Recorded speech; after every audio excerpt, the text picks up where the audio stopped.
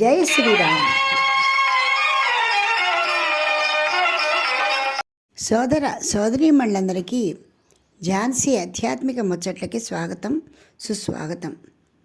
క్రిందటి సంచికలో వశిష్ఠ మహర్షి రామచంద్రమూర్తికి పూర్వజన్మ కృతము, ఇహజన్మ కృతము, శుభము అశుభము, పురుష ప్రయత్నం వీటి గురించి చక్కగా వివరిస్తూ పూర్వజన్మలో చేసినటువంటి పాపపుణ్యాల ఫలాన్ని ఈ జన్మలో ప్రయత్నపూర్వకంగా నిగ్రహించి మంచి ఫలితాల కోసమే ప్రయత్నం చేయాలి.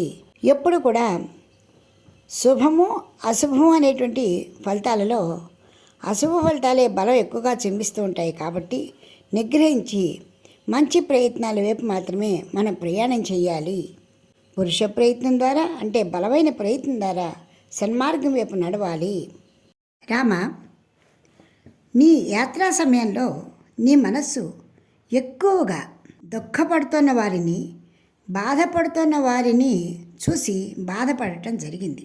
అంటే నువ్వు యాత్ర చేసే సమయంలో శుభకార్యాలు కూడా నువ్వు చూసావు, కానీ వాటి ప్రభావం నీ మీద చాలా తక్కువగా పడింది. కేవలము నీవు చాలా సున్నిత మనస్కుడివి కాబట్టి ఎవరైతే బాధపడుతున్నారో వారి బాధలే నీ మనసుని తాకాయి.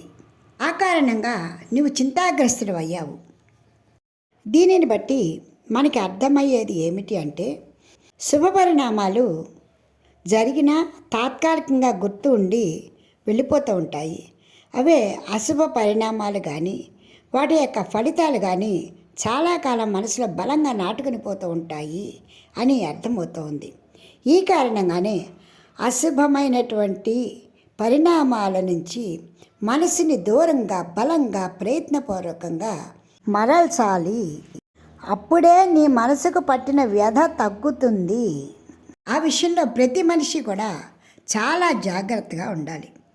నిజానికి మనం ఎంతో ప్రయత్నించి మనసుని ఎంత గట్టిగా బలంగా బయటికి లాగామో అంత బలంగా అక్కర్లేని విషయాల వైపే మొగ్గుతుంది.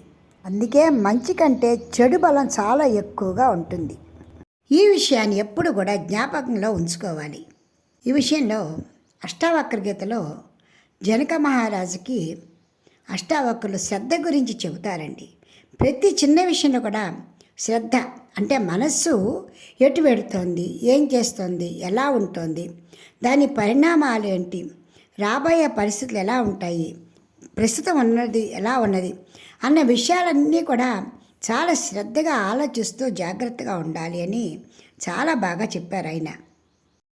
ఈ కారణంగా నీవు చూసినటువంటి అశుభ కార్యాలన్నీ కూడా నింపాదిగా నీ మనసులోంచి తొలగించి వేసి నీవు చూసిన మంచిని మాత్రమే స్మరణ చేసుకో. ఎంతవరకు నీకు ఈ విషయం బోధ కలగకుండా ఉన్నదో అంతవరకు కూడా ఎవరైనా చక్కటి గురువుల దగ్గర శుశ్రూష చేస్తూ వారి బోధనలను వినటం కానీ అలాగే మంచి మంచి శాస్త్రాలని చదవటం కానీ చేయాల్సిందే. అది ఎప్పటి వరకు అంటే నీ మనస్సు మంచి మార్గం వైపు వెళ్ళేంత వరకు చేయవలసినదే. అందుకే మన వాళ్ళు ఎప్పుడు కూడా పాజిటివ్గా ఆలోచించు అని చెప్తూ ఉంటారు. అలా మంచి మాట అండి. ఎప్పుడైతే మనం మంచి గురించి ఆలోచిస్తే దాని యొక్క ఆ మంచి ప్రభావమే మన మనస్సు మీద ఉంటుంది. వాస్తవమా అంటే వాస్తవమేనండి. మనని మనం అబ్జర్వ్ చేసుకుంటే ఇప్పుడు ఏదైనా ఒక దుఃఖభూయిష్టమైనటువంటి విషయం విన్నామంటే కొంచెంసేపు మనసంతా కూడా దుఃఖంగానే ఉంటుంది, చెడు వింటే చెడుగానే ఉంటుంది, భయంకరమైనది వింటే భయపడుతూనే ఉంటుంది. అంటే ఆ రేస్ మన మీద పనిచేస్తూ ఉంటాయి కొంతసేపు. అదే మంచి విషయం వింటే మంచి ప్రభావం మన మీద కొంతసేపు పనిచేస్తూ ఉంటుంది. అంటే మనం తప్పకుండా వాటిలో లగ్నం అవుతున్నాము అని మనకు అర్థమవుతూ ఉంది.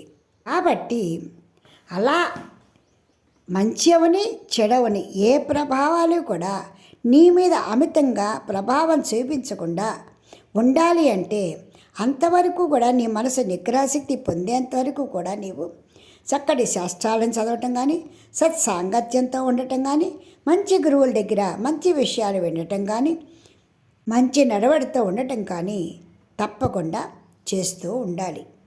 అంతేగాని అసలు ఏదైనా ఒక కర్మ చేస్తేనే కదా ఈ ఫలితాలన్నీ వచ్చేవి, నేను ఏమీ చేయకుండా ఉంటాను అనేటువంటిది సాధ్యమైనటువంటి పని కాదు. ఈ సృష్టిలో ఉన్న ప్రతి ప్రాణి కూడా, ముఖ్యంగా మనిషి, అకర్ముడుగా ఉండటం అనేది జరగని పని. ఎట్లాగైనా కర్మలు చేయాలి కాబట్టి, ఆ కర్మల ద్వారానే మనం ఉద్ధరింపబడతాం కాబట్టి మంచి పనులు మాత్రమే చేయాలి, మంచి ఆలోచనలు మాత్రమే చేయాలి. ఈ విషయాన్ని ఆయన చక్కగా చెబుతూ, ఆయన ప్రతిదానికి నీవు నిమిత్త మాత్రంగా ఉండు, ఏది చూసినా బాహ్యేంద్రియాలకి మాత్రమే పరిమితము చేసుకో, అలా కంటితో చూస్తూ కంటి దగ్గరే వదిలివేయి అని చెబుతూ ఈ ముముక్షు ప్రకరణం 2వ అధ్యాయాన్ని ముగిస్తూ 3వ అధ్యాయంలోకి ప్రవేశించారు వశిష్ఠ మహర్షి. ఈ అధ్యాయంలో మోక్ష సాధనం గురించి చెబుతాను అని చెప్తున్నారు.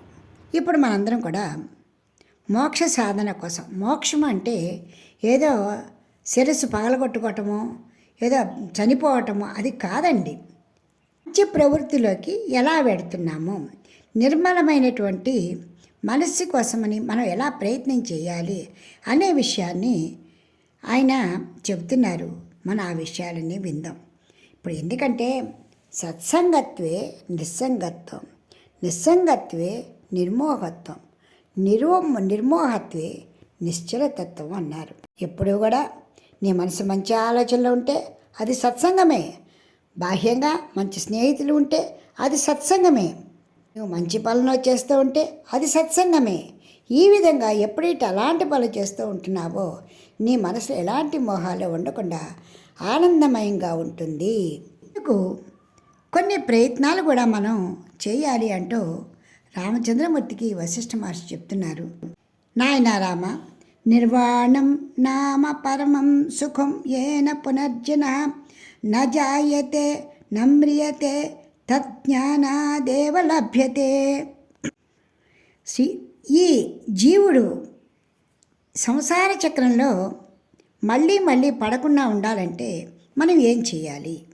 రెండవది, శరీరంతో ఉండి బాహ్యమైనటువంటి ఆనందాన్ని పొందితే అది శాశ్వతమైన సుఖాన్ని ఇస్తుందా, లేక మనసుతో భగవంతుని శరణు పొందితే శాశ్వతమైనటువంటి ఆనందాన్ని, జన్మరాహిత్యాన్ని పొందుతామా?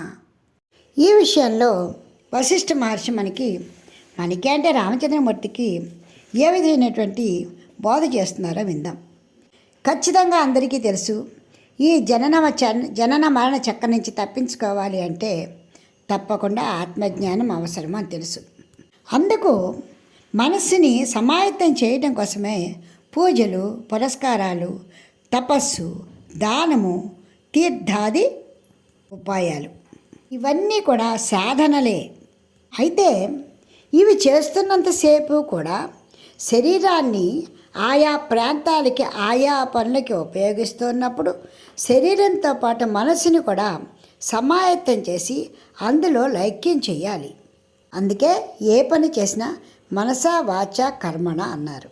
అప్పుడు సత్ఫలితాల వైపు మనస్సు వెడుతూ ఉంటుంది.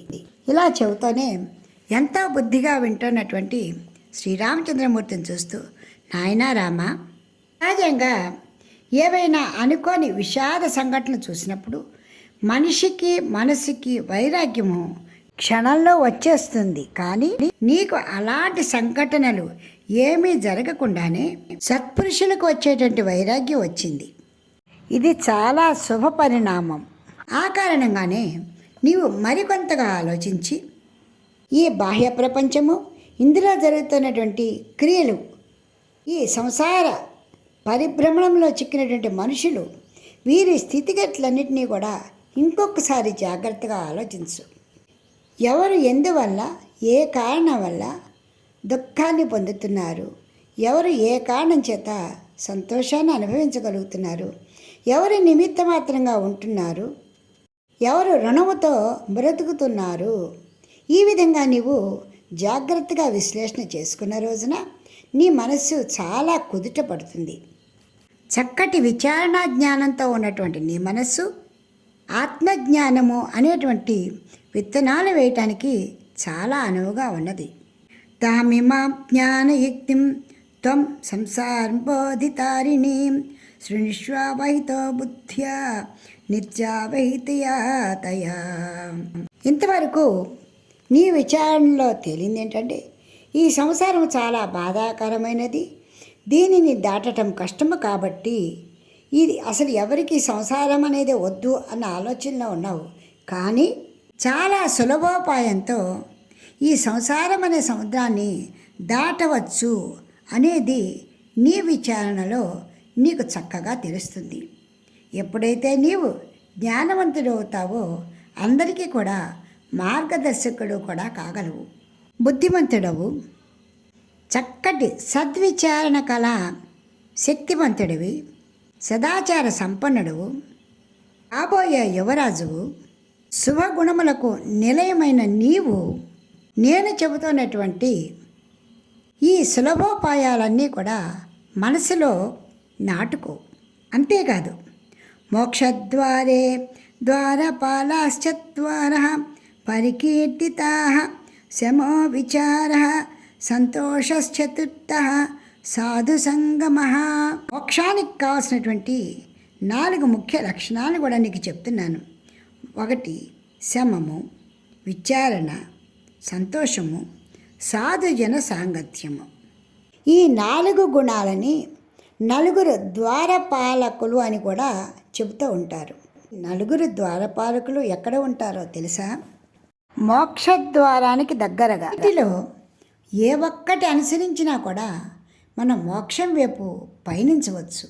ఏతే సేవ్యాః ప్రయత్నేన చత్వారో ద్వౌత్రయోథవా ద్వారముద్ఘాటయంత్యేతే మోక్షరాజగృహే తథా. నాయన, శక్తివంతుడు అంటే జ్ఞానము మాత్రమే నేర్చుకోవాలి, ఆత్మజ్ఞానాన్ని నేను పొందాలి అనే నిష్ఠాగరిష్ఠత కలిగి ఉన్నవారు ఈ 4 ద్వారపాలకుల ద్వారా మోక్షానికి చేరవచ్చు.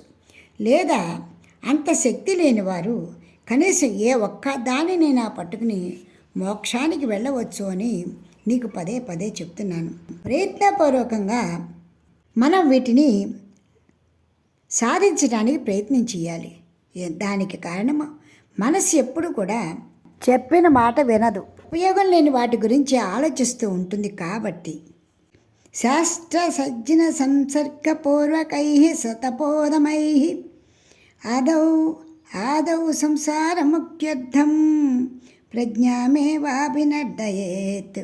ఎవరైతే సంసారం నుండి విముక్తి పొందాలి అనుకుంటారో వాళ్ళు తప్పకుండా శాస్త్రాన్ని అభ్యాసం చేస్తూ సజ్జన సాంగత్యాన్ని, తపస్సు, దమము అంటే ఇంద్రియ నిగ్రహాలని నిలబెట్టుకుంటూ బుద్ధిని వృద్ధి చేసుకుంటూ ఉండాలి. రజస్తం మోభ్యాం రహితాం శుద్ధసత్వానిపాతిని మతిమాత్మని సంస్థాప్య జ్ఞానం శ్రోతు స్థిరో భవః. మనసుని ఎప్పుడు కూడా రజోగుణము, తమోగుణము, సత్వగుణముల నుంచి దూరంగా ఉండేట్టుగా ప్రయత్నం చేయాలి. దానికి కారణము ఇంతకుముందు కూడా మనం చెప్పుకున్నాము. ఈ 3 ఒకదానికొకటి సంబంధం కలిగి ఉంటాయి, ఒకదాన్ని ఒకటి తొక్కివేయడానికి ప్రయత్నం చేస్తూ ఉంటాయి. కాబట్టి అయినా పుణ్యమైన పాపమైనా కూడా మోక్షానికి అడ్డుగానే ఉంటాయి. కాబట్టి వీటన్నిటి నుంచి కూడా ప్రయత్నపూర్వకంగా బయటికి రావాలి. ఈ ప్రపంచం అంతా కూడా మనం ఆడుకునే ఆట స్థలము అని మాత్రమే ఆలోచించాలి. కానీ ఇది ఎందుకురా భగవంతుడా, ఇదొక పెద్ద పీడగా ఉంది అన్న భావన మాత్రం తెచ్చుకోవద్దు. అందుకే ఎప్పుడు కూడా మంచిగా ఆలోచిస్తే ఎలాంటి భయాలు ఉండవు అంటూ వశిష్ఠ మహర్షి నింపాదిగా రామచంద్రమూర్తి మనసులోని దిగులుని దూరం చేయటానికి తల్లి బిడ్డకి ఏ విధంగా లాలనతో చెబుతుందో ఆ విధంగా చెబుతున్నారు. ముందు వచ్చే సంచుకులు ఇంకా ఏం చెబుతున్నారో విందాం. చాలా శ్రద్ధగా వినండి. జై శ్రీరామ్. మీకు ఈ వీడియో నచ్చితే లైక్ చేయండి, షేర్ చేయండి, సబ్స్క్రైబ్ చేయండి.